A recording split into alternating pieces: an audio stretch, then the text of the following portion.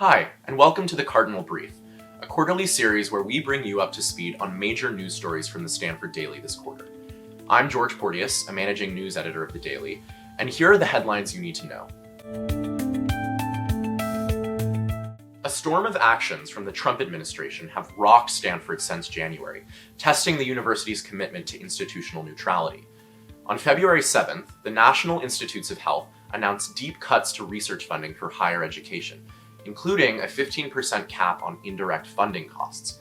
University leaders said this funding cut would significantly impact research at Stanford, potentially reducing annual funding by $160 million. Although legal action has temporarily halted these cuts, Stanford researchers have already begun to see the effects, leaving many of them uncertain or angry.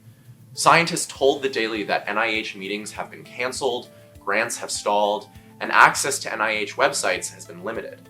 To protest these changes, over 70 researchers and students recently joined a rally outside of San Francisco City Hall, stressing the value of science.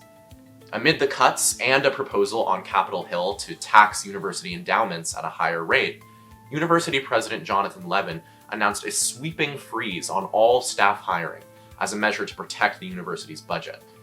Administrators have not specified an end date to the freeze, contributing to uncertainty across the university. Importantly, the freeze will not impact faculty positions, contingent employees, or student workers. Trump's executive orders targeting diversity, equity, and inclusion efforts in higher education, or DEI, have also made their mark on campus. In January, President Levin told the Faculty Senate that, given these orders, the university would need to review or modify campus programs that, quote, fall under the DEI heading. A report by the Daily found that Stanford has now removed significant amounts of DEI-focused content from university websites. On February 14th, the Department of Education also sent Stanford a sweeping letter threatening to withhold federal funding if the university continues to engage in race-conscious practices. This includes admission, financial aid, hiring, housing, and campus life, potentially affecting Stanford's ethnic-themed dorms. Despite the letter issuing a 2-week deadline, over a month has now passed without any updates from Stanford or the Department of Education. The letter also cited the Supreme Court's 2023 ruling against affirmative action, a decision which has already affected admissions practices.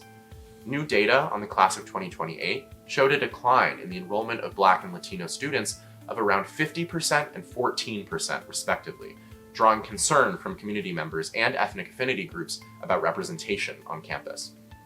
Finally, the university permanently removed a banner over Green Library that read, "No Justice, No Peace," echoing a slogan of the Black Lives Matter movement.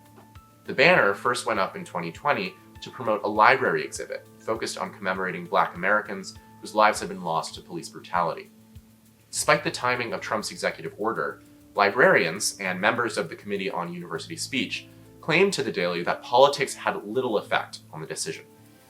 At a Faculty Senate meeting in January, Provost Jenny Martinez also framed the banner removal as necessary to maintain the university's institutional neutrality, a position that Levin and Martinez have emphasized throughout the year. National politics have also driven campus protests this quarter. Most recently, students and faculty rallied in White Plaza to protest the arrest of Mahmoud Khalil, a pro-Palestinian activist and graduate student at Columbia University. Despite being a legal permanent resident, federal immigration agents have detained Khalil, who now faces possible deportation. President Trump has said that Khalil's arrest would be, quote, the first of many, targeting university students who he says have promoted anti-Semitism. Stanford also received a letter from the Department of Education warning of, quote, potential enforcement actions if it did not address campus anti-Semitism. Stanford is currently one of around 60 institutions under investigation by the department for potential violations of Title VI related to anti-Semitic discrimination. The rally to support Khalil followed last year's national protests against the Israel-Gaza war. Last June, a group of pro-Palestine protesters at Stanford barricaded themselves inside the university president's office, demanding that Stanford divest from Israel. Police arrested 13 people at the protest. But it wasn't just protesters they detained. Dylan Gohill, a reporter for the Stanford Daily who was covering the demonstration and identified himself as a student journalist, was also arrested on the suspicion of felony charges. This quarter, however, after months of uncertainty for Gohill and advocacy from free press organizations, the university confirmed it would not pursue disciplinary action against him. The Santa Clara District Attorney's Office also announced their decision not to file charges against Gohill, writing, quote, "This office supports a free press and recognizes that the law gives reporters latitude to do their jobs in keeping the public informed." Immigration and support for undocumented people has been another focus of campus activism, as raids by Immigration and Customs Enforcement, or ICE, continue to escalate across the country.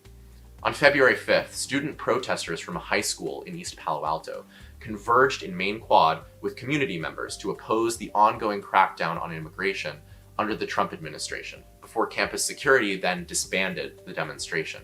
A university spokesperson cited policies against protests in Main Quad in response to questions from the Daily over the protesters' removal.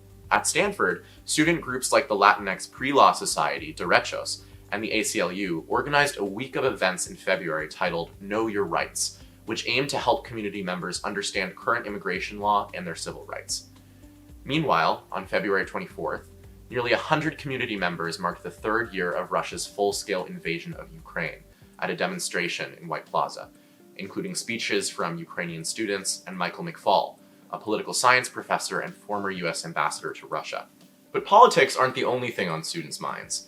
A research report in December found higher levels of certain plastic chemicals in food from Stanford's dining halls compared to other foods in the Bay Area, sparking potential health concerns. That being said, researchers acknowledged their report was not conclusive.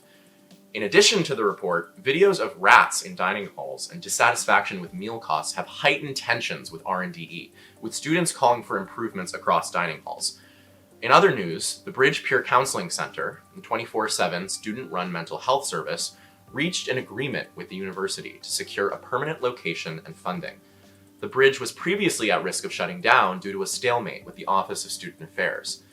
In February, Stanford hosted over 1,000 students from across the globe for Tree Hacks, Stanford's annual hackathon, over 2 non-stop days. Students raced to create a prototype or functioning product with over $200,000 in prizes up for grabs. This year, the grand prize went to Hawkwatch, an intelligent video surveillance project. Finally, the Stanford Concert Network announced that the rapper Doechii will headline this year's annual Frost Music and Arts Festival at Frost Amphitheater. With Doechii coming off of a historic Best Rap Album win at this year's Grammy Awards, students were eager to buy tickets for the festival, which rapidly sold out. These have been just a few of the major stories this winter. To read about these and other stories in depth, check out stanforddaily.com to see the amazing work our reporters are doing. And be sure to follow our coverage next quarter. I'm George Porteous for the Stanford Daily, and this is the Cardinal Brief.